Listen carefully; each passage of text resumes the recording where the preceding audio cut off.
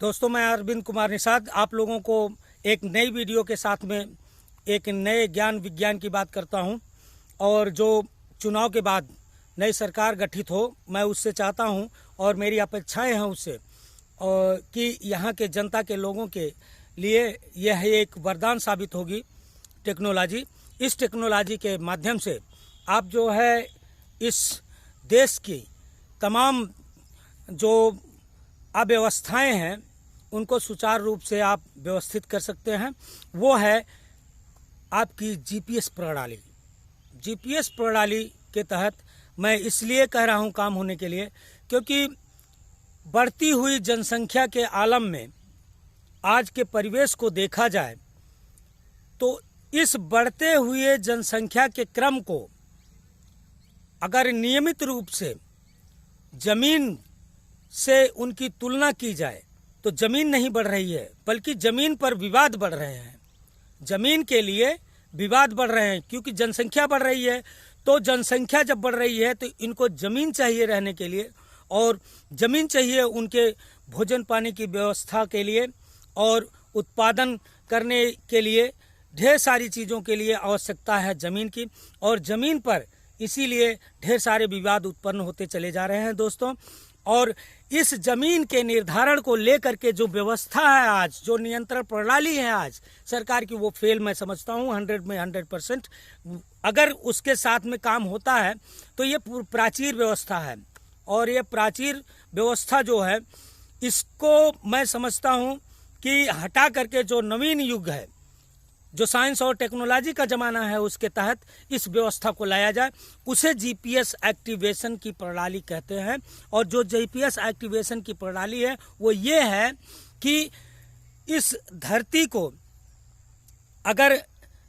आकलन करना है और माप करना है तो लेखपाल की ज़रूरत होती है, और कानूनगो की ज़रूरत होती है, तहसीलदार की ज़रूरत होती है, एसडीएम की ज़रूरत होती है, और मामला बड़ा हो तो डीएम और एसडीएम के ऊपर भी अधिकारियों की आवश्यकता पड़ जाती है। यहाँ तक कि उस ज़मीन को के विवाद को निस्तारित करने के लिए कानून व्यवस्था का इस्तेमाल होता है, और कानून में जो पुलिस व्यवस्था होती है उसको भी सम्मिलित करना पड़ता है। तब भी जो है उस व्यवस्था में जो व्यवस्था आज तक हुई है, उस व्यवस्था में भी जो बेचारा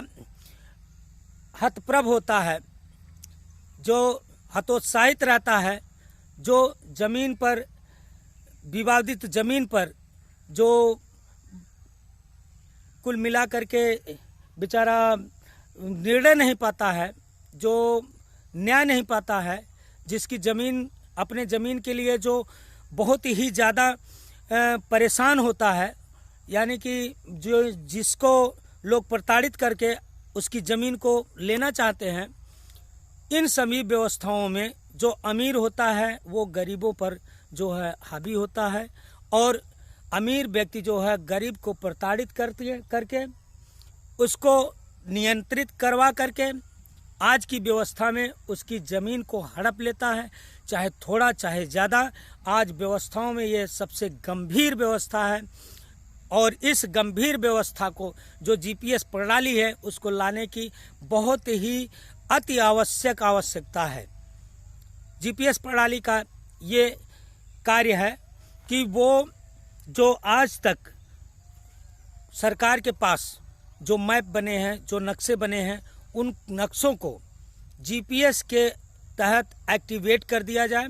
जो भूखंड अलग अलग खंडों में बटे हुए हैं, जैसे प्रदेश हुआ, फिर जिला हुआ, फिर तहसील हुई, फिर तहसील के बाद ग्राम पंचायत न्याय पंचायत हुआ, उसके बाद गाटा संख्या हुई, उसके बाद खसरा संख्या हुआ, खाता संख्या हुआ, खतौनी संख्या हुई। इन सभी चीज़ों में जो बंटवारे हुए हैं, इन्हीं बंटवारों को जीपीएस पर एक्टिवेट करके उनके भूखंडों की परिमाप को लेकर के कि यहाँ से लेकर यहाँ तक का परिमाप, यहाँ से उत्तर, यहाँ से दक्षिण, यहाँ से पश्चिम, यहाँ से पूर्व, और इन सभी के कोने यहाँ से यहाँ, यहाँ से यहाँ तक के इतना क्षेत्रफल ये फलागाटा संख्या है, और यह इस व्यक्ति का है। ये एक्टिवेट करने के लिए जो डिवाइस होगी वो जीपीएस डिवाइस बोलेगी। इस जीपीएस डिवाइस का एक्टिवेशन जो भूखंड का जो माप है उसके साथ साथ जीपीएस एक्टिवेशन उस भूखंड का करवा दिया जाए तो कोई भी गरीब व्यक्ति या अमीर व्यक्ति किसी तरह से भूखंड के मामले में प्रताड़ना का शिकार नहीं हो पाएगा। किसी भी तरह से किसी भी बेकार व्यक्ति हो, चाहे वो पढ़ा लिखा व्यक्ति हो, अनपढ़ हो, जाहिल हो, जपाट हो, या बहुत बुद्धिजीवी हो, धनाढ्य हो, गरीब हो, असहाय हो, या ढेर सारे समूहों का मालिक हो, इन सभी चीज़ों में जो वैचारिक मतभेद को देखते हुए आज अगर किसी एक गाटा संख्या को माप करानी होती है तो गरीब बेचारा जो है लाचारी में व्यवस्थित न होने के कारण, अपनी अव्यवस्था और गरीबी में रहने के नात कारण वो अपने भूखंड को सही परिमाप कराने में विफल रहता है और आज के अधिकारी कर्मचारी वर्ग भी उसको लूटते हैं और उससे घूसखोरी करते हैं, फिर भी उसका जो दायित्व बनता है वो दायित्वों का निर्वहन नहीं कर पाते, लेकिन उसके साथ अत्याचार दुराचार में सहभागी बन करके उसको संपूर्ण पुष्टि नहीं देते, लेकिन उसके साथ जो है अन्याय हो जाता है और अन्याय का शिकार हर गरीब आदमी हो जाता है और हर जगह जमीन के विवाद पर अमीर आदमी जो है पैसों के बदौलत जीत जाता है उनसे, और ये अपने भूखंडों पर रह करके अपनी सरजमी को भी वो खोने का काम कर देते हैं। ऐसे में मैं सरकार से, जो अग्रिम सरकार बन रही है, उनसे विनम्र निवेदन करता हूं कि जीपीएस एक्टिवेशन अति आवश्यक है और हर भूखंड की माप के साथ में और सही नाप के साथ में सही दिशाओं का अक्षांश और देशांतर यानी कि लॉन्गिट्यूड और एल्टीट्यूड के साथ में इन परिमापों के साथ में उसका एक्टिवेशन कर दिया जाए, जिससे हर व्यक्ति एक जीपीएस डिवाइस लेकर के पहुंचे और अपने क्षेत्रफल को देख ले, उसका क्षेत्रफल के विस्तार को कहां से कहां तक है, इसकी परिमाप क्या है, इसके उत्तर पश्चिम और पूर्व